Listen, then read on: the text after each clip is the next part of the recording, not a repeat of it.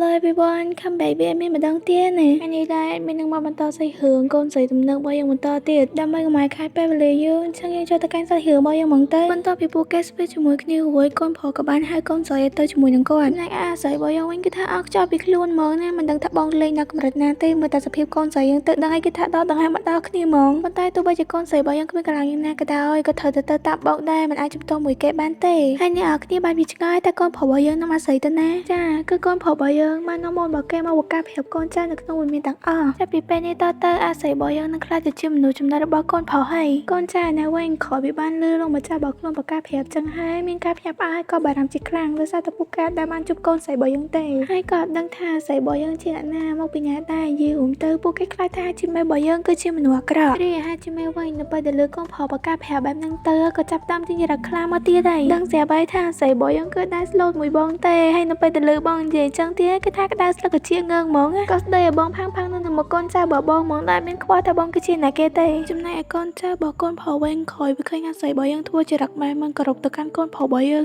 ងពួកគេមានការភ្ញាក់ផ្អើលជាខ្លាំងទាំងបានស្ដីទៅឲ្យកូនស្រីរបស់យើងទៀតថាមិនបានជាហ៊ាននិយាយបែបហ្នឹងទៅកាន់លោកម្ចាស់របស់ពួកគេអេដមីនសូមប្រាប់ពីឋានៈរបស់កូនប្រុសហ្មងទៅដែលគាត់គឺជាតកោសាមរ៉ៃនៅទាំងអស់គ្នាហើយក៏ជាអ្នកគ្រប់គ្រងនៅតំបន់មួយហ្នឹងដែរសម្រាប់អ្នកដែលដឹងថាតកោសាមរ៉ៃគឺជាអីពួកគេគឺជាពួកអភិជនឬមួយក៏មានបញ្ជីការយោធាអ្នកទាំងអស់គ្នាហើយជាមែនអ្នកវិញក្រោយពីឃើញប្រតិកម្មរបស់ពួកគេអញ្ចឹងគឺថាលោកសញ្ញាសូពេញខួរក្បាលហ្មងអីគេហេតុអីគ្រាន់តែខ្លួនប៉ះណាកាតែសោះនឹងម្នាក់មើលទៅប្រតិកម្មចម្លែកដល់ហើយដូចចង់ស៊ីសាច់ខ្លួនទាំងងួរចឹងតែចម្ងល់កូនស្រីកើតបានយូរទេកូនចៅរបស់កូនប្រុសម្នាក់ក៏បានស្រែកយ៉ាងទៅថាម្នាក់ដែលកូនស្រីកំពុងតែអង្គុយលើនឹងគាត់គឺជាលោកម្ចាស់របស់ពួកគេគឺលោកម្ចាស់អូដាណូប៊ូណាកាអាស្រីរបស់យើងនេះវិញក្រោយពីដឹងសមាជិកពិតរបស់បងហើយគឺថាកាំងស្ដោងហ្មងប៉ុន្តែកាំងប៉ុណ្ណឹងហើយដៃនៅឆ្លៀតមួកូនប្រុសបានទៀតកូនប្រុសក៏សែកទៅថាឈឺអេកូនស្រីមានឆ្នាដល់ហើយអាងតបងស្លូតទៅបាបបងកប់ពេលហ្មងអាស្រីរបស់យើងបន្ទាប់ពីបានកាំងហើយគឺថាកាំងយូរដែរនឹងអាព្រោះតែលវក៏ពីឈ្មោះរបស់កូនប្រុសពីព្រោះអីជីពីមុនហ្នឹងអាស្រីរបស់យើងក៏ធ្លាប់បានលើឈ្មោះមួយនៅពីមុនមកដែ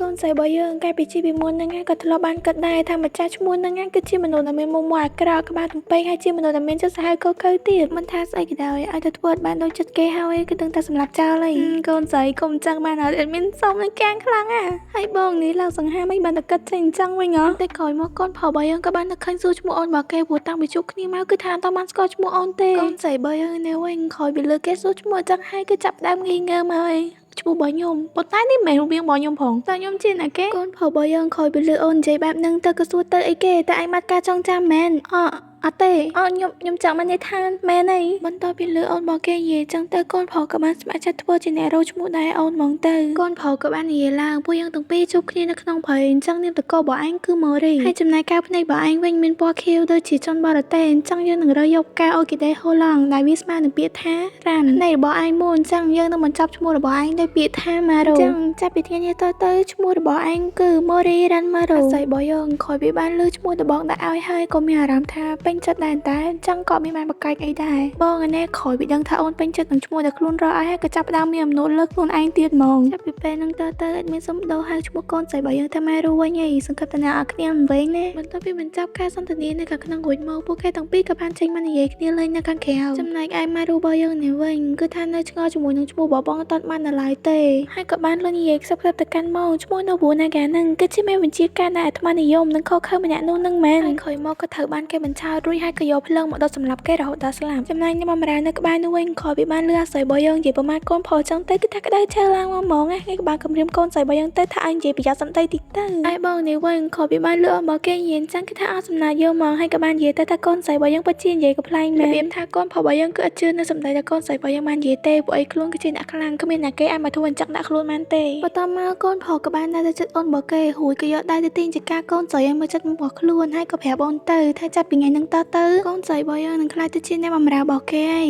យដូចតែបាននឹងហើយអាស្រីរបស់យើងគឺថាមិនដែលស្លូតមិនទេពេលដែលបងនិយាយអញ្ចឹងគឺថាខឹងយកស្រែកឡើងពេញហ្នឹងថាគ្មានផ្លូវទេអ្នកបម្រើនៅវិញគ្រាន់តែលើកូនស្រីរបស់យើងនិយាយអញ្ចឹងដាក់កូនប្រុសភ្លាមហ្នឹងគឺថាមានជាការស្ដីឲ្យកូនស្រីយើងទៀតបដ ாய் ហើយក៏តបទៅពេលហ្នឹងទេដែលកូនស្រីរបស់យើងបានដឹងថាខ្លួនឯងបានកើតសាជាថ្មីនៅសម័យសេងគូកុឥឡូវមានសមាសង្ខេបពីសម័យកាលនឹងត្រួសត្រាយអ្នកទាំងអស់គ្នាបានដឹងតិចណាដោយសម័យកាលនឹងដែរគឺជាយុគសម័យសង្គ្រាមរដ្ឋដ៏រំជើបរំជួលមួយរបស់ប្រ ប្រទេសជប៉ុនហើយនៅសម័យកាលនោះដែរប្រទេសជប៉ុនត្រូវបានបែងចែកទៅជាបំណែកមានន័យថាជាតំបន់ណាអ្នកនរគ្នានឹងតែធ្វើសង្គ្រាមនឹងដំណើរគ្នាឥតឈប់ឈរហើយតាមតំបន់នីមួយៗត្រូវបានគ្រប់គ្រងដោយពួកអភិជនឬមួយក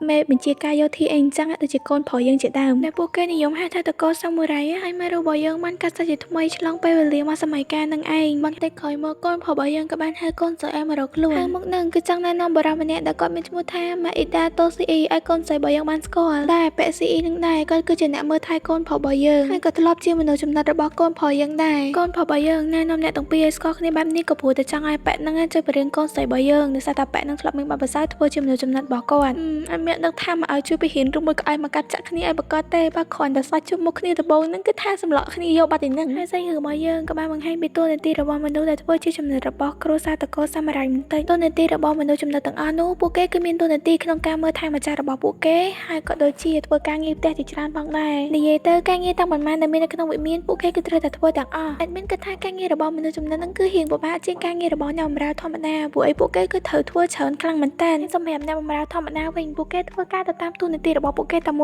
ួយទេឧទាហរណ៍ដូចជាអ្នកបម្រើខាងផ្ទះបាយអញ្ចឹងពួកគេមានតួនាទីតែចម្អិនម្ហូបមួយមុខគត់តែមានក៏សេចច្បាស់ដែរថាចំណុចទាំងអស់ហ្នឹងមានតួនាទីឬក៏ការងារដូចដែលកូនស្រីរបស់យើងបានធ្វើនៅកាលពីភាពមុនជាមួយនឹងកូនប្រុសរបស់យើងដែរអត់ឬមួយក៏ការងារទាំងអស់ហ្នឹងមានសម្រាប់តែអាស័យម្នាក់ទេហើយពីពួកគេទាំងពីរបានតែតាក់គ្នាដែរកសែភ្នែកចង់ទីស័យហត់ឈាមគ្នារួចហើយនោះអបតុស៊ីអ៊ីហ្នឹងក៏បានបាយមកបញ្ជូនស្នាមញញឹមឲ្យកូនប្រុសរបស់យើងវិញយ៉ាងប្រឹមប្រៃអ៊ីប៉ែហ្វៃអេកាហ្វៃម៉ងនេះចំណែកឯកូនប្រុសរបស់យើងក៏បានផ្ញើទៅកាន់អបតុស៊ីអ៊ីហ្នឹងឲ្យមើលថែកូនស្រីរបស់យើងផងហើយអបតុស៊ីអ៊ីហ្នឹងគឺថាហ្វេកលេខ1ហ្មងក៏សម្ដែងនឹងមកកូនប្រុសទៅថាគាត់នឹងជួយមើលថែឲ្យតែស្រីរបស់យើងគឺថាដឹងច្បាស់ដូចថ្ងៃមកប៉ែហ្នឹងនឹងទៅហ្វេកឯងគ្មានតែល្អជាមួយគាត់ស្អីទេបើមិនចូលចិត្តគាត់ផងហ្នឹងបន្តមកកូនប្រុសរបស់យើងក៏បានដើរយកកដាមួយទៅឲ្យអាស្រីរបស់យើងដើម្បីទៅសេយកមកឲ្យគាត់អានកដាមួយនឹងដែរអាស្រីរបស់យើងគឺត្រូវទៅចាំបាច់ទៅសេកូនប្រុសហ្មងពីព្រោះអីវាគឺជាច្បាប់មុនពេលណាគេម្នាក់ខ្លាចជាចំណិតទៅក្នុងតកោសាមរ៉ៃហើយកូនប្រុសរបស់យើងក៏ឆ្លៀតប្រាប់របស់គេផងដែរថាបើសិនជាមានកន្លែងណាឆ្ងល់ឬមួយក៏អត់យល់អីសួរទៅកាន់អាប៉ែតុស៊ីអ៊ីនឹងបានដោយពីកូនប្រុសរបស់យើងបានចេញទៅបាត់ទៅពីអ្នកហ្នឹងគឺថាចាប់ដើមឆុងគ្នាមកទៀតឯងអាស្រីរបស់យើងក៏បានឲ្យកដាដែលកូនប្រុសបានឲ្យមកខ្លួនហ្នឹងឲ្យទៅកាន់អាប៉ែតុស៊ីអ៊ីនឹងសេមកឲ្យគាត់មកសេទៅទាំងការមុនណាអាប៉ែតុស៊ីអ៊ីហ្នឹងចូលមកធ្វើជាចំណិតរបស់កូនប្រុសយើងនឹងឯងយីអាស្រីចូលមកទៅដើមការងារគេហើយហ្នឹងនៅប្រើគេទៀតអាប៉ែតុស៊ីអ៊ីហ្នឹងក៏បានធ្វើឲ្យអាស្រីរបស់យើងដែរពូការងាររបស់អាស្រីយើងហ្នឹងមិនមែនការងាររបស់គាត់ផងចង់និយាយថាឲ្យគ្នាធ្វើយ៉ាងម៉េចបើគ្នាមើលអត់យកផងហ្នឹងហើយអសឡើងក៏វែងក៏វាមអើយធ្វើម៉េចតែអាស្រីពិបាកមុនសំណុកក្រោយចឹងហើយយើងត្រូវទៅធំអាស្រីរបស់យើងក្រោយពីអង្គុយមើលអសហ្នឹងជាយូរហើយក៏នៅតែអត់យល់ទៀតក៏សម្រាប់ចិត្តប្រាប់ទៅកាន់អាប៉ែតុស៊ីអ៊ីហ្នឹងទៅតែខ្លួនអសខឹងនឹងដាច់ទេ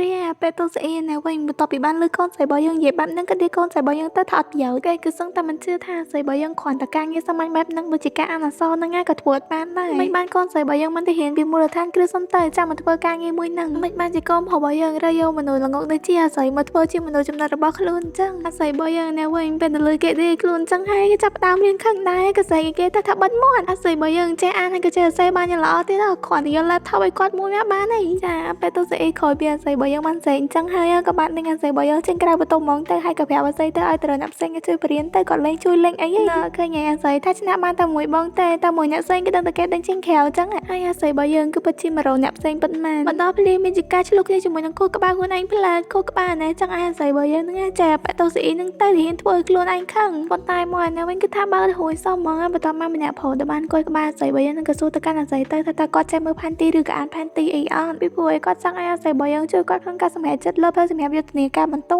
់កូនស្រីរបស់យើងនៅវិញក្រោយពីលើគេនិយាយពីផែនទីភ្លាមក៏បានប្រាប់គេឲ្យទៅឆែក Google មើលទៅរួចមកក៏បានទៅហៀវរកទូរស័ព្ទឆ្លាតវៃរបស់គាត់ក៏មិនតែចៃដន្យអីកូនស្រីរបស់យើងភ្លេចតែខ្លួនឯងក៏បានស្លាប់បាត់ទៅហើយក៏បានឆ្លងពេលវេលាមកទីហ្នឹងតែឲ្យមានទូរស័ព្ទមកតាមមិនក៏វាបានដឹងអញ្ចឹងហើយគឺថាជីវិតអាស្រីរបស់យើងស្មើសូន្យមកពេញហ្មងបន្ទាប់ពីពេលហ្នឹងមកអាស្រីរបស់យើងក៏បានព្យាយាមធ្វើការងារដែលគេបានប្រើគាត់ក៏មិនតែការងារទាំងអស់ដែលគាត់ធ្វើហ្នឹងគឺថាត្រូវមាត់គេតែទាំងអស់ហ្នឹងហើយអាមនុស្សធ្លាប់ទៅធ្វើមេគេឲ្យមកឲ្យធ្វើការងារអញ្ចឹងសឹកពីណាគេធ្វើកើតអីដែលសំខាន់ផឹងធ្វើហើយហ្នឹងឯងត្រូវគេស្ដីឲ្យទៀតកូនស្រីរបស់យើងបន្ទាប់ពីធ្វើបានគេស្ដីឲ្យញឹកពេលគឺថាក្តៅឈើមកហ្មងទៅធ្វើអីអត់បានទេបានធំតែល្អូងើតែម្នាក់ឯងនឹងឯងសំបីតែប៉ែតូស៊ីអ៊ីឃើញអាស្រីរបស់យើងហើយក៏មានអារម្មណ៍ថាតឹងទ្រូងជំនួសដែរតែក្រោយមកក៏ស្រាប់តែឃើញអាស្រីរបស់យើងណាតាំងមកមុនដងទៀតហើយអូនណាគេអីក៏ប៉ុនធ្វើបែបកូនអីមិនមែនទេដើរបដាគឺថានឹកខាងទៅកាន់អាប៉ែតូស៊ីអ៊ីនឹងបដាដោយសារតែអាប៉ែតូស៊ីអ៊ីនឹងឯងបានជាកូនស្រីរបស់យើងត្រូវមកដួលទឹកនៅដងហ្នឹងដល់ពេលដែលអាស្រីរបស់យើងហៀបនឹងអានទៅដួលទឹកនៅក្នុងដងហ្នឹងណាក៏ស្រាប់តែឃើញមកខ្លួនឯងហើយអារម្មណ៍វិលក៏ចាប់ផ្ដើមវិលត្រឡប់មកវិញទៀតហើយស្រីរបស់យើងក៏ពិតជាអត់តន់សមនឹងរឿងទាំងអស់នេះទេតែរឿងទាំងអស់នេះវាកើតឡើងបានដោយរបៀបណាតែគាត់កំពុងតែយល់សប្តិថាខ្លួនឯងនៅសម័យសេងហ្គូគូមែនហើយ ចុះប្រសិនបើរឿងទាំងអស់ហ្នឹងវាខ្លាចទៅជាការពិតវិញកំពុងតែស្លងអារម្មណ៍សុកក៏ស្រាប់តែមានអ្នកមកហៅកូនស្រីរបស់យើងហើយអ្នកដែលហៅ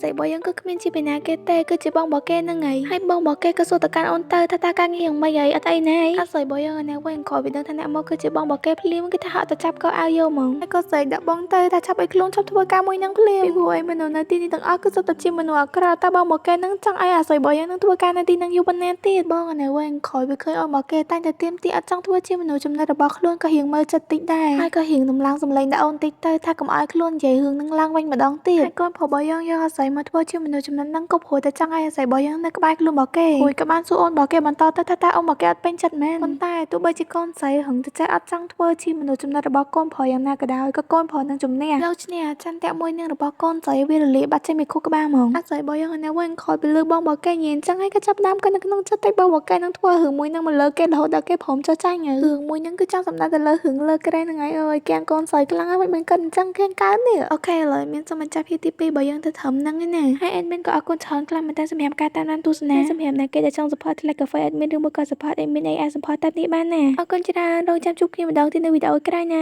បាយ